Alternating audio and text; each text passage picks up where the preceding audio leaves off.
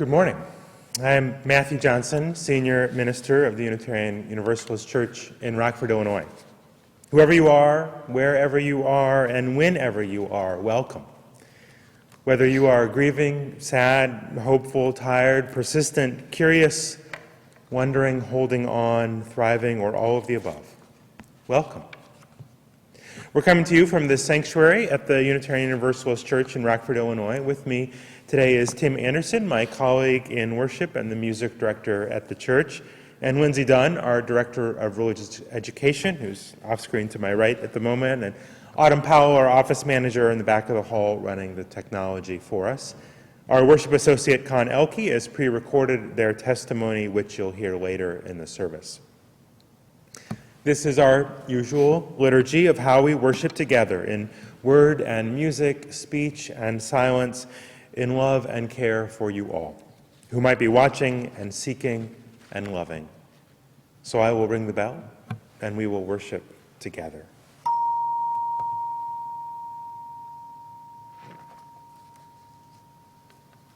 We'll begin with singing this morning. Tim will play and sing. We're going to sing the chorus and the first verse of There Is a Balm in Gilead, an African-American spiritual about the potential of God's healing when the world is off balance and not well and unjust, and how much power there is in that hope. There is a balm in Gilead, and I invite you to sing along.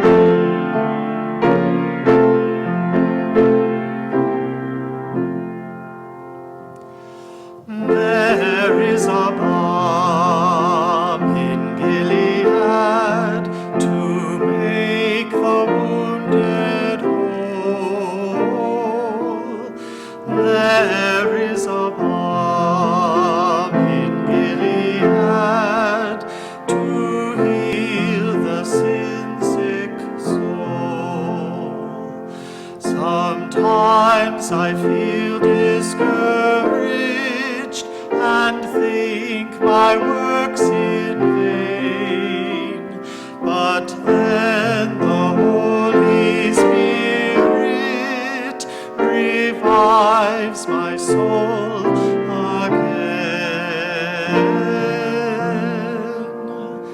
There is a balm in Gilead to make the wounded whole. There is a balm in Gilead to heal the sin-sick soul.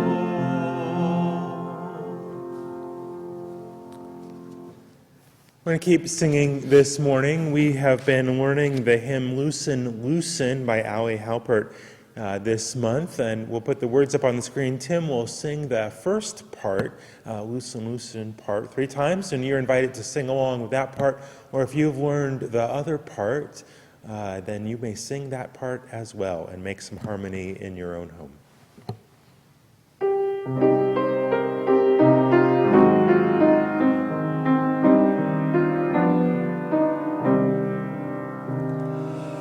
Loosen, loosen, baby, you don't have to carry the weight of the world in your muscles and bones.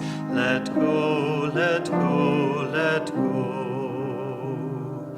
Loosen, loosen, baby, you don't have to carry the weight of the world in your muscles and bones. Let go, let go, let go.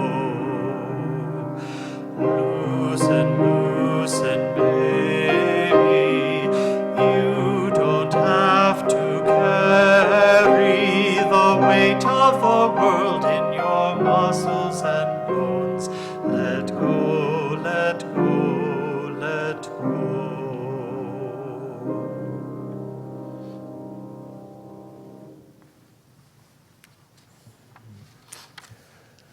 Hey, I'm so glad you are here for worship with us.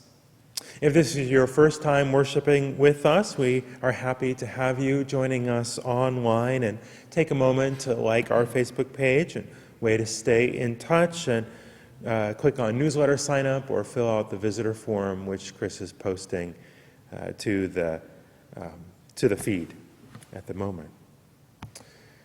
The flaming chalice is the symbol of our faith, a beacon of truth, a fire for justice, and a warmth for the soul. As Lindsay lights our chalice here at the church, we invite you to speak together the covenant of our church. Love is the spirit of this church, and reason is its guide. To dwell together in peace, to seek truth and freedom, and to serve human need. This is our covenant. Now we'll sing together our chalice response song.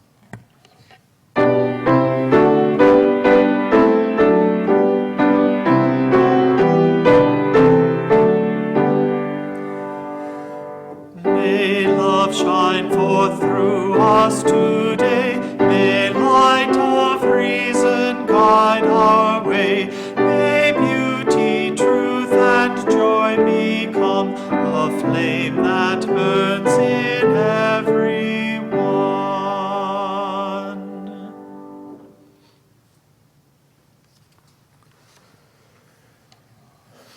We gather for worship. I invite you to breathe,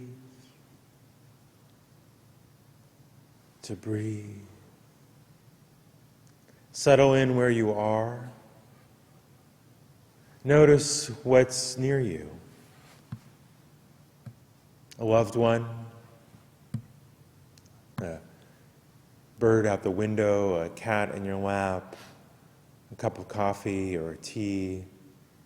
Maybe there's a plant in the corner. There are things, mementos and objects, yourself, you, your fingers, your toes, your breath. Breathe.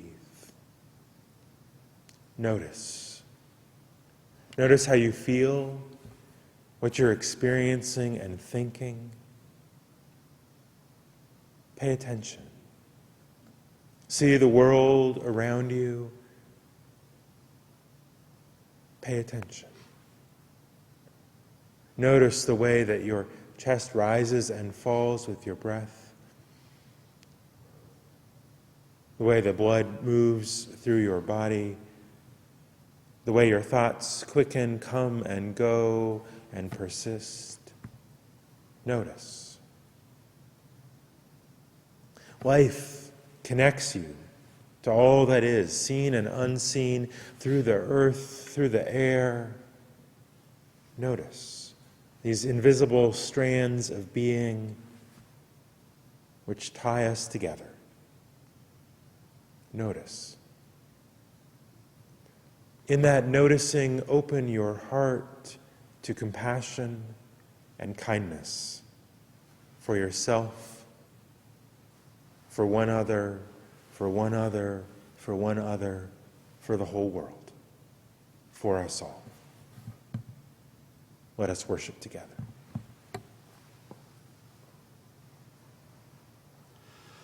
May we be filled with loving kindness. May we be well. May we be filled with loving kindness. May we be well. May we be peaceful and at ease. May we be whole.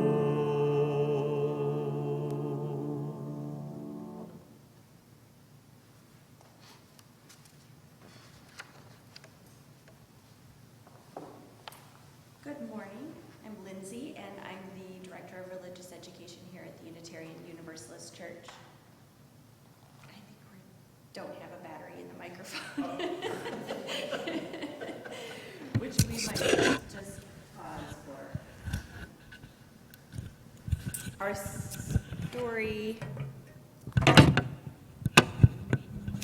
story this morning is The Heart and the Bottle by Oliver Jeffers.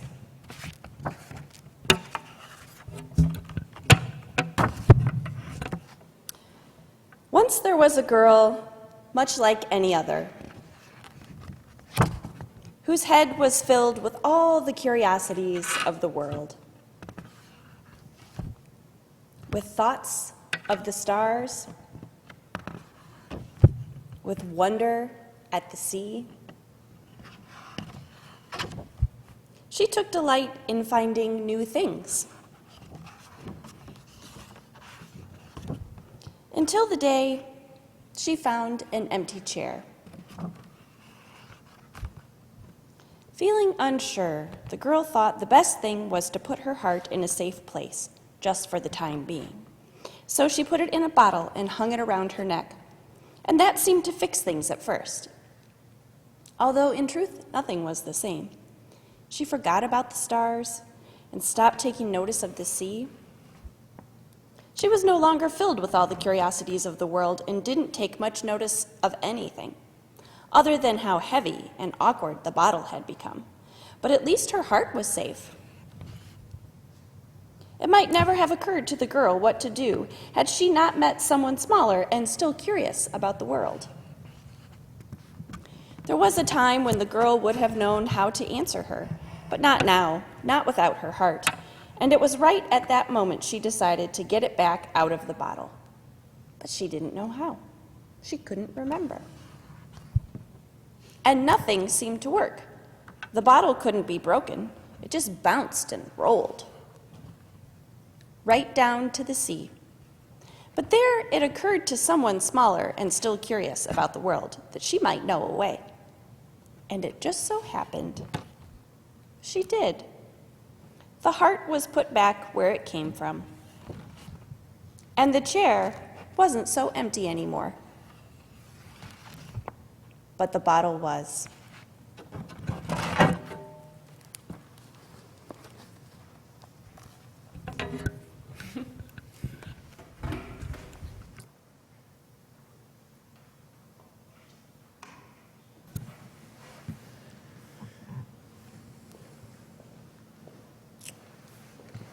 We have some things coming up in the life of the church to let you know about. We are doing a wonderful Wednesday each week at 7 o'clock on Zoom. And the next 2 Wednesdays, our member Carol Hunter is going to do an adaptation of a class she's offered at the Center for Learning and Retirement on 4-season gardening. If you're thinking, gosh, if I'm going to be at home, I want to dig into this garden and get it to work all year round, this is the class for you. So there'll be information in the newsletter Tuesday, 7 o'clock, Wednesday, the next 2 weeks on that. The annual meeting is coming up on June 7th after church on Zoom, and instructions will come about that as well and how you can participate, but be sure to block off some time to stay with us after worship for that meeting. Please do check in with each other. If you're thinking of someone you usually see at coffee hour or around church, or someone you've been wondering how they are, call them up, send a note, reach out to one another. Please reach out to me if you need anything. If you're a member of the church, or you got laid off or lost tip or gig income or struggling, need support in any way, let me know. Folks have been generous with their contributions to our discretionary fund, but not with their asks. So if you have an ask, let me know. We can help you out. We are working from home mostly still, but we are available by email and phone for you. Every week we take up an offering to support the work of justice and mercy in the world. 80% of what we collect today will go to Circle of Change. This is an organization that works with veterans and also to connect them with dogs, which is lovely, and they work with each other to support each other's mutual healing. And it's a great organization. If you want to offer your support, you can select Share the Plate.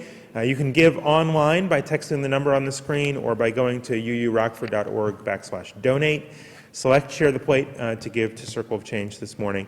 If you're in the habit of making your gifts on Sunday when you are present, you can make that gift online or send a check into the church by mail. Please do help us keep our staff and our operations funded, even though we are not in person together. The offering will now be given and received.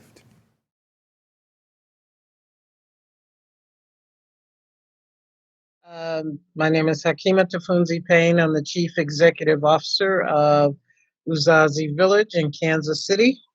Our mission is centering Black and Brown families in maternal and infant health.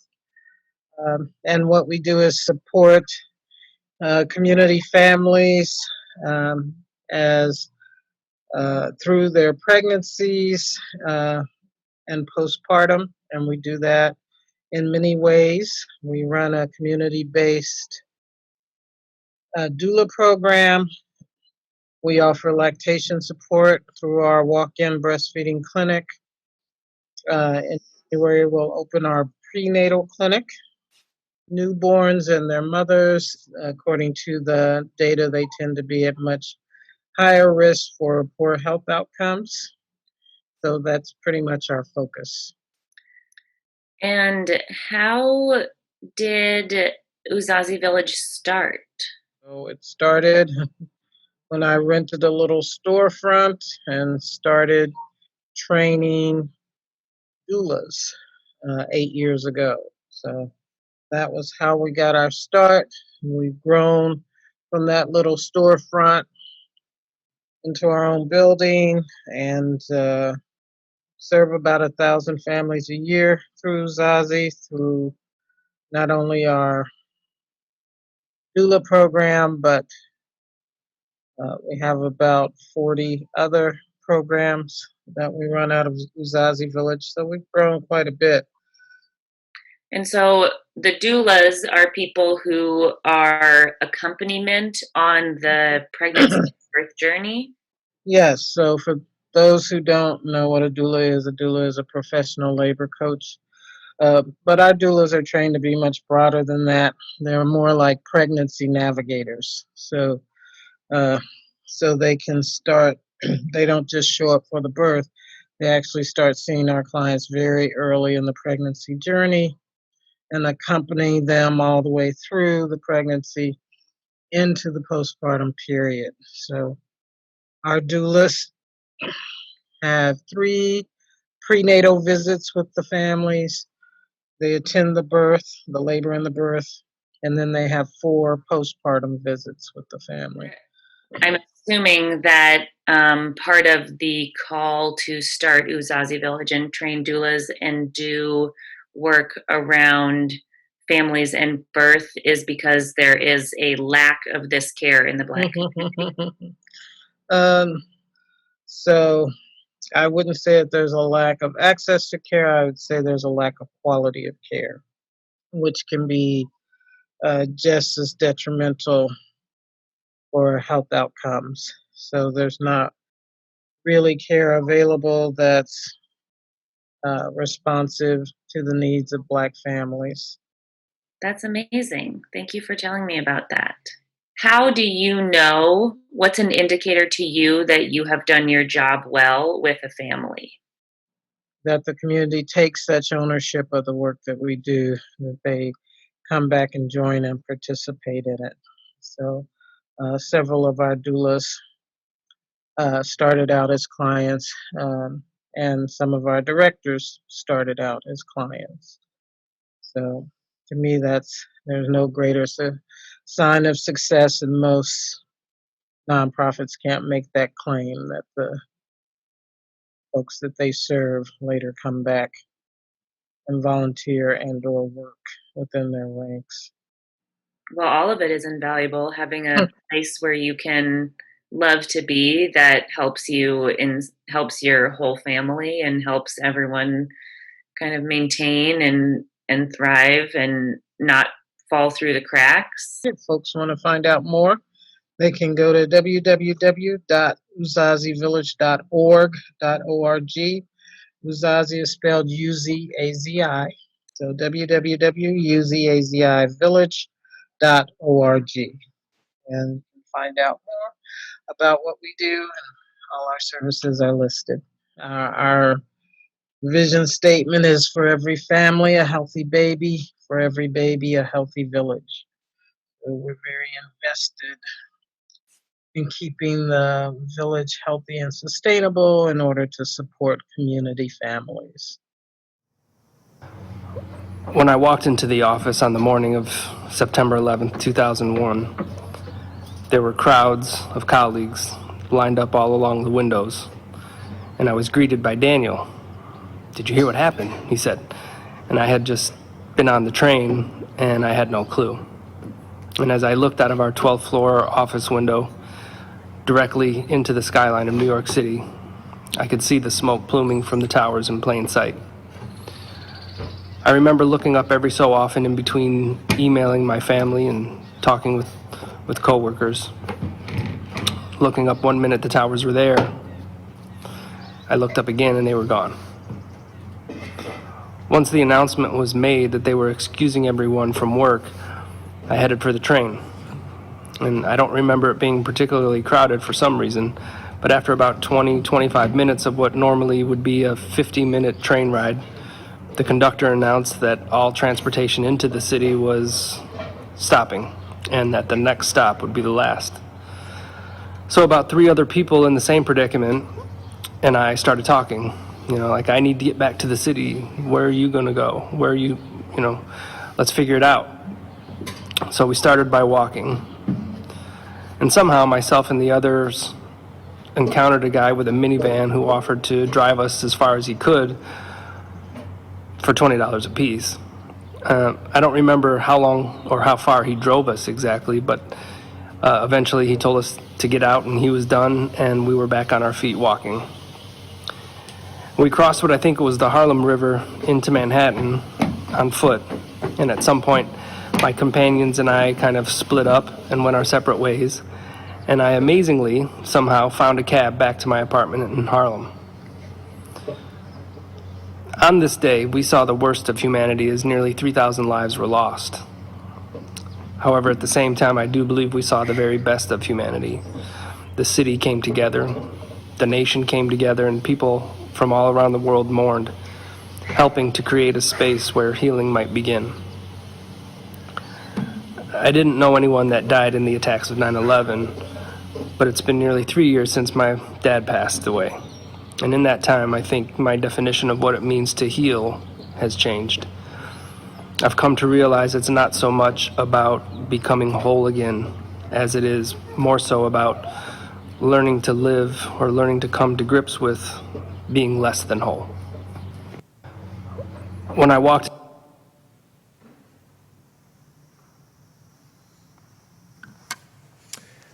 Thank you, Con.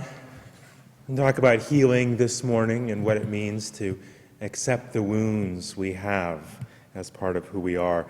And there's an old American folk tune, folk song, This Old World, which speaks to what it means to love one another in our wounds. And we'll put the words up on the screen. Tim will play and sing, and we invite you to sing along.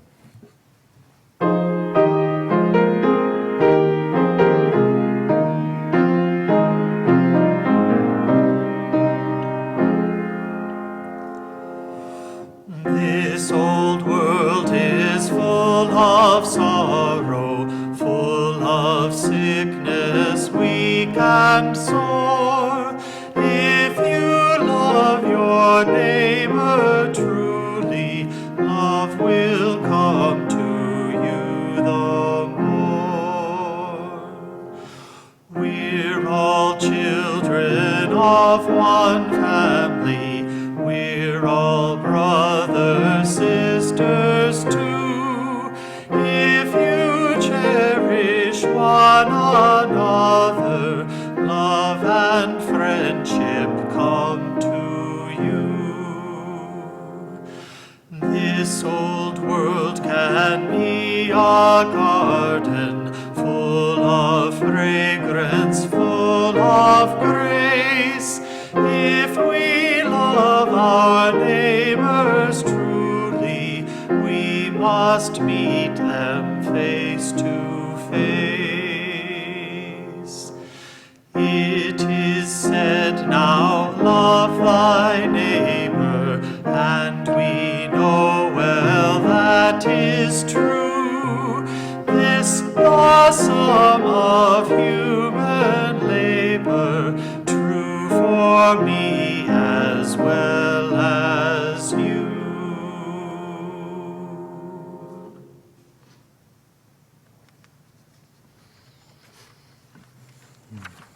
Thank you, Tim.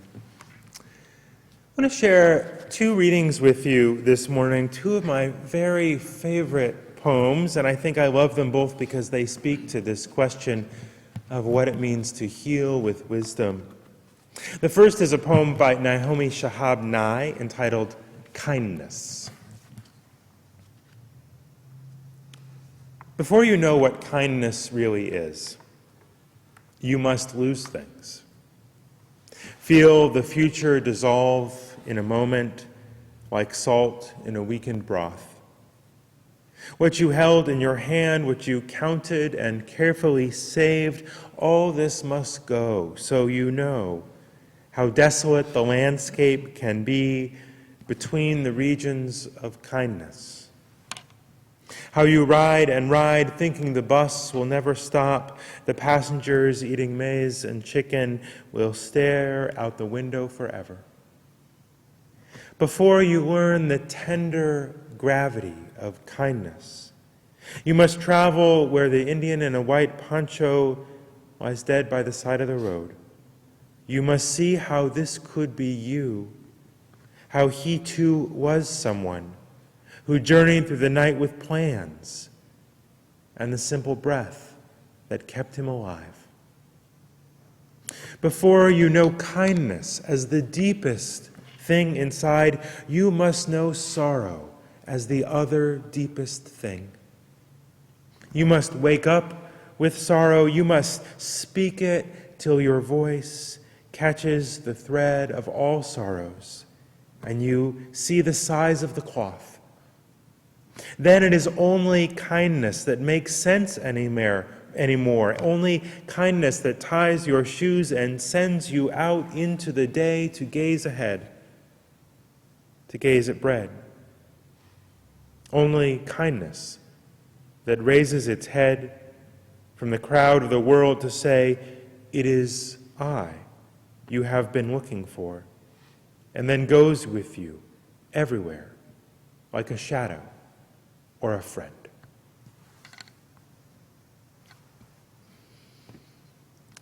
The second reading is a poem by Wendell Berry entitled The Sycamore.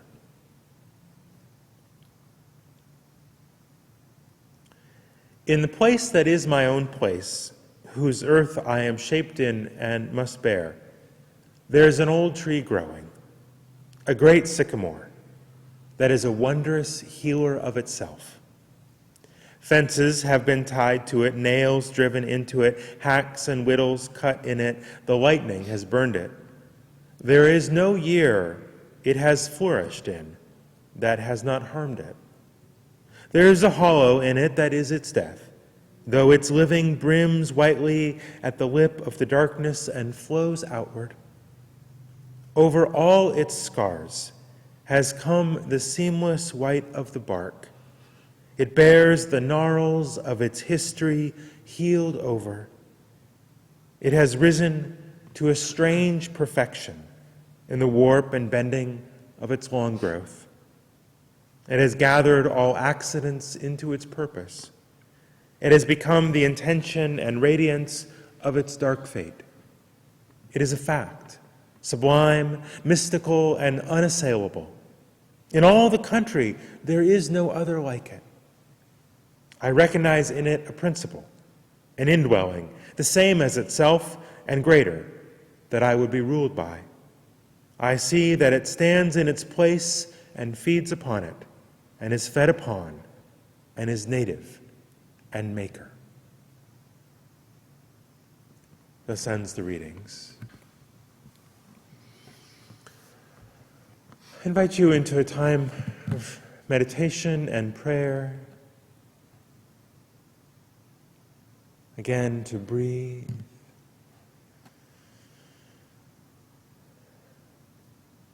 To touch the sorrow. To know the sorrow deep,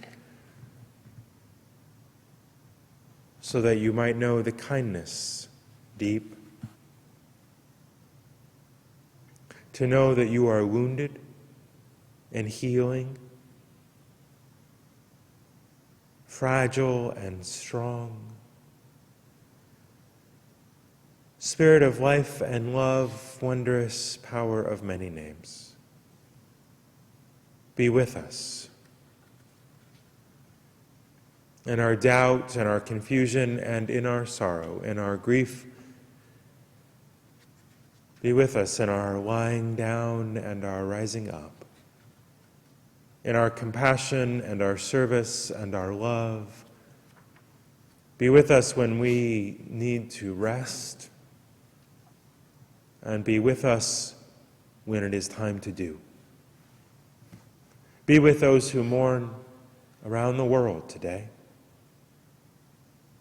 who mourn the loss of those they love because of violence, cruelty, want. Be with us all as we dig deep into our sorrow and our kindness to build better a world of justice and mercy for all. Amen.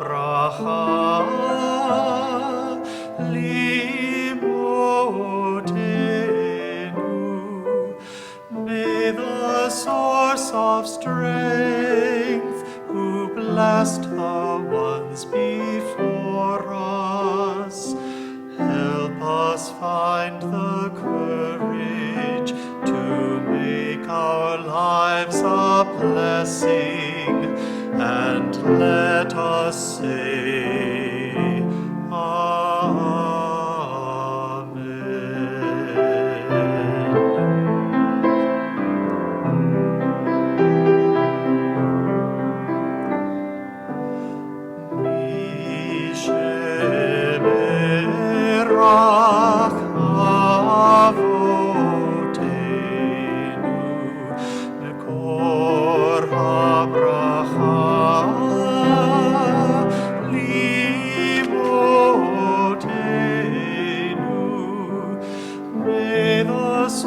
Of strength, who blessed the ones before us, help us find the courage to make our lives a blessing, and let us say, Amen.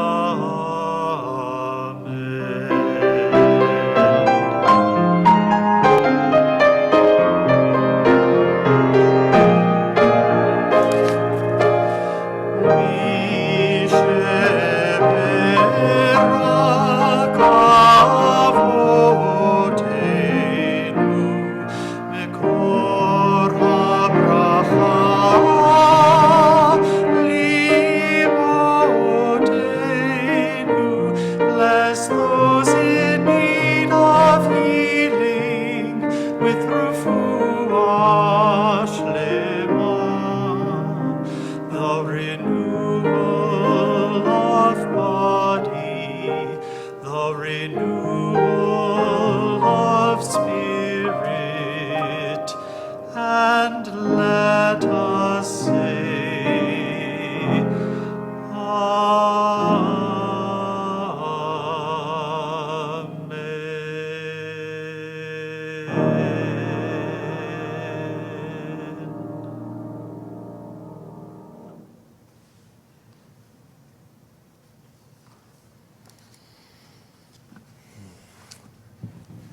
Blessing.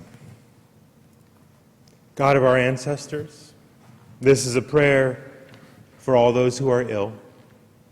May they be held in compassion. May they be renewed in spirit and in body. A prayer for healing. A prayer for renewal. A prayer for the body and the spirit. Today, we're talking about healing, about a renewal of the spirit and the body. our own individual body, our own spirit, and ours together. Our collective body, our collective spirit, our faith, Unitarian Universalism, our nation, our whole world. For we are not well. We are troubled. We grieve, we struggle, and we come needing renewal. What does renewal look like? How do we heal from trauma, from individual and collective trauma? Where do we go from here? How do we gain that strange perfection, our wounds healed over, gather our accidents into our purpose, stronger and more just, more resilient than we have been? I am on a lot of Zoom calls with faith leaders and civic leaders, and I keep hearing phrases like, we have to build better than we were. When we talk about the new normal we're headed toward rather than the old normal of where we were. We say the inequities, the failures of our global society have been hyper-illuminated, and now we must do something. That's a good phrase, hyper-illuminated. That's a true phrase. The patient, all of us, we have been ill with greed and inequality, with environmental collapse and pollution, ill with hopelessness and rage for a long time. But now these underlying conditions have been hyper-illuminated. So how do we heal? How do we heal ourselves and our world in body and in spirit? A metaphor. I love maps. I have old maps in my house and in my office. Maps are not the territory, but they give a suggestion of where we go from here, what the road looks like, what to pack, where to turn, how long it might take. This journey of healing is not a stroll around the block. We need to pack and know our route, and we need to know that this will take time. Plenty of time. The road to healing is acknowledging our tragedy and taking the time it takes. Tragedy plus time. It was Steve Allen, the comedian and inventor of the late-night talk show, who said that the formula for comedy was tragedy plus time. Makes me think of a line from the Indigo Girls, if you can't laugh at yourself, you'll cry your eyes out. Now, I am the last person to say that we should not experience grief, that we don't sometimes need to cry our eyes out. But laughter is important too, and joy is important too.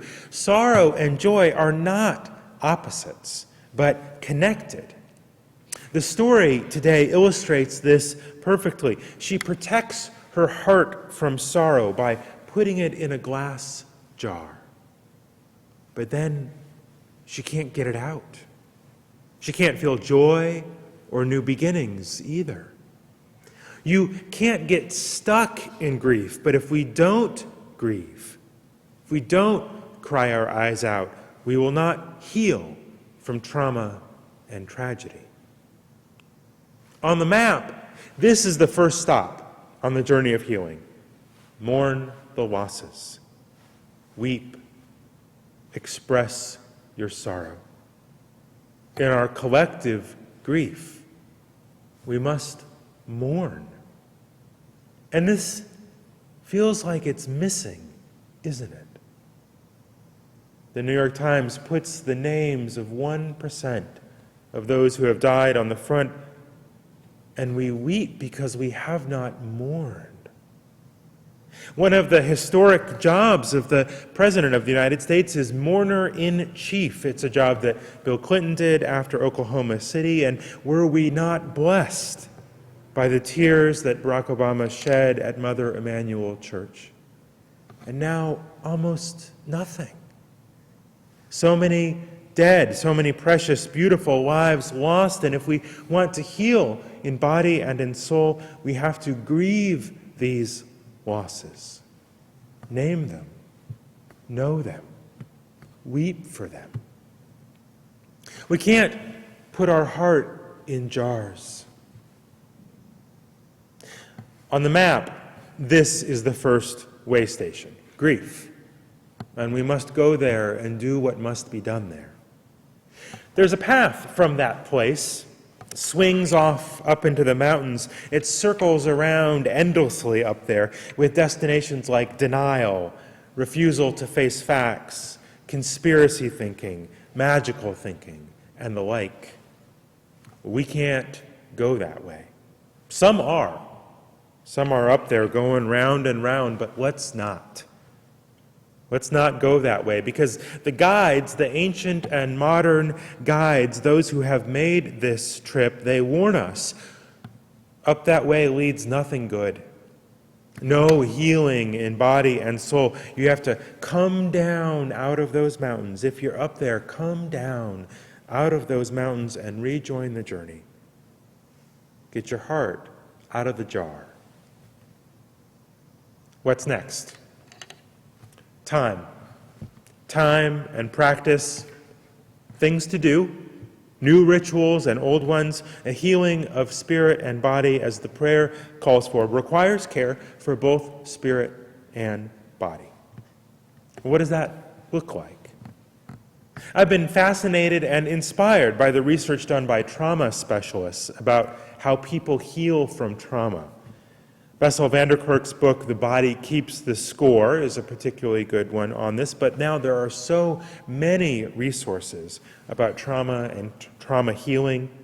Some of you are fans of the work of Brené Brown, who's written about how shame, the fact that we have experienced trauma, makes us feel shame, which keeps us from the courage that we need to heal and to open our heart, to take our heart out of the jar. But actually, that courage is essential to finding a life of meaning. What's most powerful for me is hearing the stories of trauma survivors themselves. Survivors of violence, neglect, depression, both individuals and whole communities, particularly including the descendants of enslaved Africans, indigenous people, and people who've survived domestic violence. The research and the stories tell us some of the next steps on the journey toward healing. One of those places that the road goes to in that next part is a place we might call loving the body. There's a whole part of the map of healing called loving the body, your body. Exercise, especially things that require balance, like yoga or dance and so forth, is very powerful in healing from tragedy. The research about this is remarkable. Moving gently and with love through the world. Eating things that honestly feel good to you. This really helps. Eat well, move well, sleep well. Those things cannot be underestimated when it comes to healing from trauma, because we are bodies, not just minds. Part of loving your body is touch. And that's hard now for many folks. When some are separated from their friends who hug, we don't get to hold hands at church together.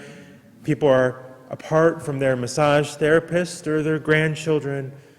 And some of you maybe in places where getting healthy, loving touch is a real challenge. But as we heal, as we rebuild, renew, especially when our bodies are starved for touch, finding ways to get and give good, healthy, consensual touch will be so important. It is an essential part of healing of body and soul. Next to the area loving your body on the map is a whole area called be creative. On some of the old maps, the faded ones, it's just called have fun. Some of the professional descendants of the aforementioned Steve Allen, the late-night host, have been giving this to us to see, getting the band to make music from their homes with whatever they happen to have on hand, surprising Zoom calls to high school graduates, laughter and joy, and sharing some good news. They know that tragedy plus time can get you to comedy and back to life. But you don't have to watch others be creative and just sit there. What's your own fun to have, to make, art to create, a garden to tend and watch the flowers bloom? This isn't about distracting yourself. When we're creative and joyful, we actually knit the torn parts of our brain back together. Or to put it another way, creativity and joy and art and fun reminds us and recreates in us a fuller humanity, restores our soul to its larger and truer nature. We are not just our pain. We are also our joy. We are our tears, but we are also our laughter. In this whole area of the map, next to love your body and be creative, is a beautiful but slightly dangerous area called kindness. Kindness. It's dangerous because if we leap to this place without thoughtfulness or intentionality, we risk causing more harm. We need to process our stuff. But it's also very, very clear that you cannot heal from tragedy as an individual, and we absolutely cannot heal as a society without making justice, showing mercy, and living with kindness.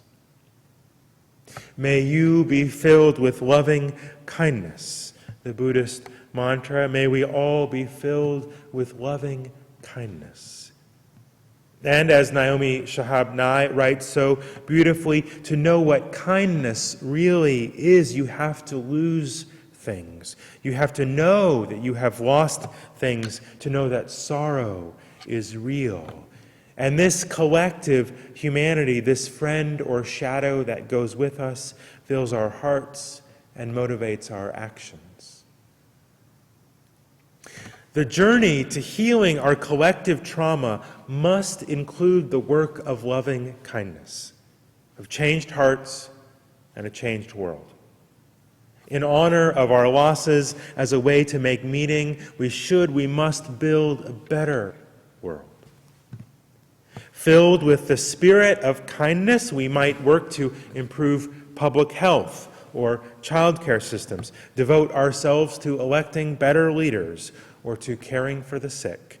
We might focus on vibrant neighborhoods or on serving our congregation, who we value in a whole new way. Or it may just be how we carry ourselves in the world, with more compassion, more mercy, more sweetness, more humility. This old world, they say, is full of sorrow. If you love your neighbor, love will come to you. To all of us, the more. The world can be a garden full of grace if we love one another with genuine kindness. On the map, the road that connects these areas, love your body, be creative, loving kindness, the road that connects these areas is called spiritual healing. There is a balm in Gilead, a source of hope. That song with which we began this morning is a powerful African-American spiritual reminder that the holy power of God would heal you, would roll down like waters and bring justice and a new world. When we are sinking down, love can come to us. Helps if we get our hearts out of our jars, prepare ourselves, serve that spirit of love. We call the road spiritual healing because taking this road invites us to recall that we are loved, that we are part of this great universe, that we are worthy and sacred. Each theology, each faith names this in a different way. A child of God, filled with Buddha nature, stardust, the beloved of the ancestors, a member of the human family, part of the circle of life. Call it what you will, name it what you must, but remember that your healing is important, that you are worthy of healing, that you can heal. We all are, everyone. We collectively are worthy of healing. I refuse to give in to the despair and the nihilism that says there's nothing we can do, that humans are the real virus, that we should give up on a better world. That is not my faith. That is not our faith. We are called to be a people of hope, but let us make it a real hope, a deep hope, a hope born of grief and love and art and mercy. A hope that together we can do better, that we can clean off the muck and the dust and with friends gathered round, meet the day we are given. Where does the road go after that? After loving the body and making art and showing kindness and doing justice, where does the road of healing go next? Some maps say there be dragons there. But that's only because dragons are powerful and fierce. After the healing comes the power of an integrated life, the power to help others, the power of love and justice, the power and the wisdom of one who knows, the strange perfection, scars healed over, the sense of being rooted, of being maker and native, the power of a real life. That's what the map looks like. And we have a long way to go. There's no shortcut, no tesseract, no underground bullet train, no snake oil miracle cure. It takes time. We must pack our supplies, water and food, good shoes, patience, curiosity, an open mind and heart, and set out. Take the time to mourn and avoid the danger of the mountains. Travel the road of spiritual healing. Spend the time. Claim our power. That's what the future looks like. What is before us, what we can do, what we must do, so that with wondrous love, we can make anew the world we long for. It will take time. Let us begin today. Let us sing together, What Wondrous Love. Tim will play and sing. We invite you to sing along at home.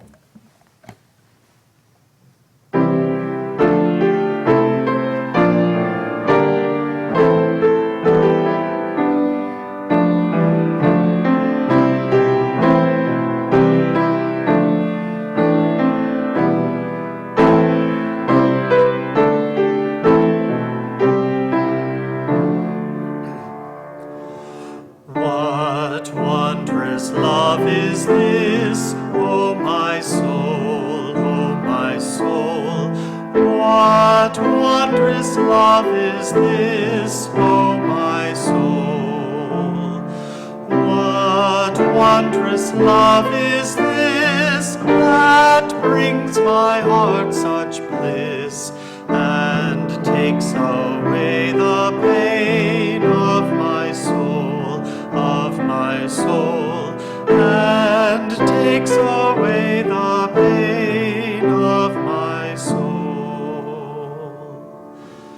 When I was sinking down, sinking down, sinking down, when I was sinking down, sinking down,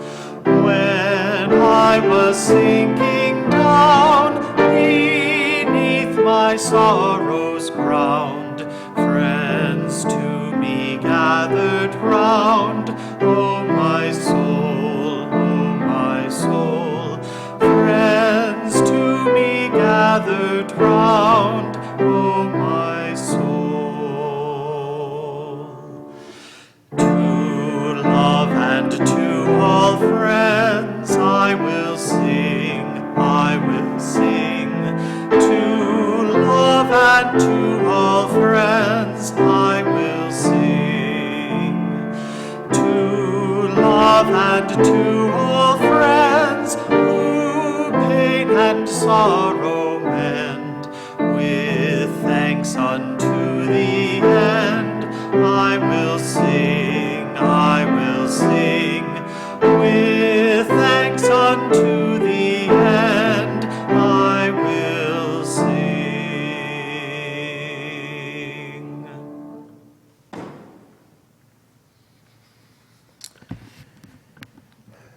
Here at the sanctuary, we will extinguish our chalice. We invite you to do the same at home if you lit one at home, but we extinguish not the light of truth, the warmth of community, or the fire of commitment. These things we carry with us until we are together again. The words of our benediction from the Reverend Frederick Gillis. May the love which overcomes all differences, which heals all wounds, which puts to flight all fears, which reconciles all who are separated, be in us and among us, now and always.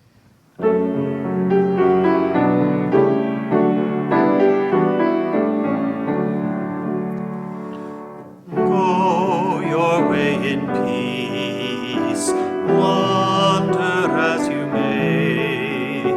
Blessed is the path you take, may love guide you on your way. Go our way in peace, wander as we may. Blessed is the path we take, may love guide us on our way.